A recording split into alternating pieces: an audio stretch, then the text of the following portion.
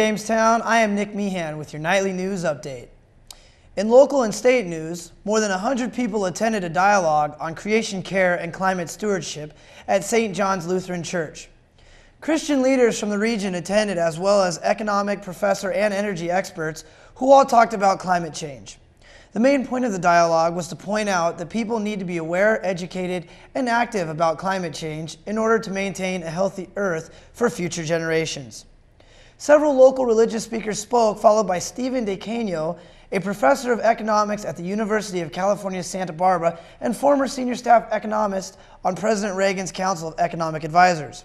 Dakota said, "Acting now and making changes to energy policy is not an economic situation because it would be making future generations less at work. It would be more like taking out a life insurance policy." A 40-year-old Ohio man died Friday after the Jeep he was driving rear-ended an international farm truck, the North Dakota Patrol Highway said.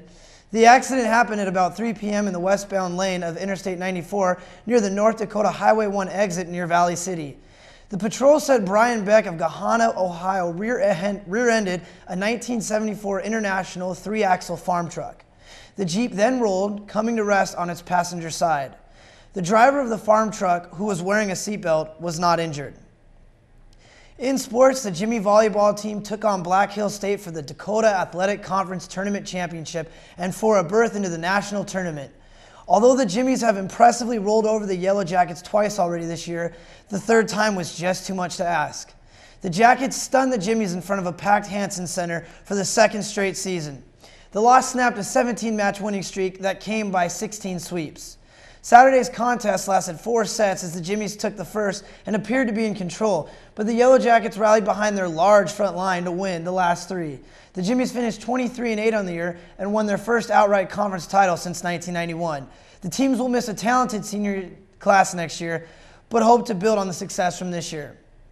On the hard floor, the men's basketball team beat Viterbo University 66-61 Friday night. The Jimmies moved to 3-2 on the year as Jacob Kelsey's ability to stroke the three and C.J. Peters' rejection repertoire led the team to victory. On a negative note, leading point scorer number 2, Byron Jones, suffered a possible PCL tear late in the seconds of the game. Recommendations say either 2 to 3 weeks missed or Jones could be out the whole season. On Saturday, the team lost to Division II Augustana University 82-61. Feeling the loss of leading scorer Byron Jones, the men fell behind early and couldn't rally late. The team was led by Hans Hogue and Dustin Herman, who each had 12 points.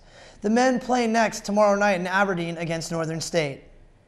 On the women's side of the court, the Lady Jimmies stayed undefeated as they defeated Dakota Wesleyan 72-63.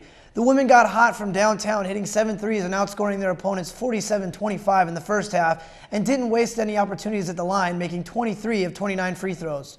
The Jimmies were led by center Corey Dobeck as she contributed a game-high 14 points and going 6 from 6 from the line.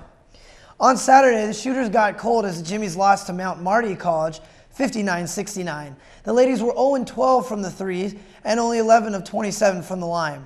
The team was again led by Corey Dobeck, who added 14 points. For Mount Marty, the win was the team's 3rd victory over a top 10 team this season.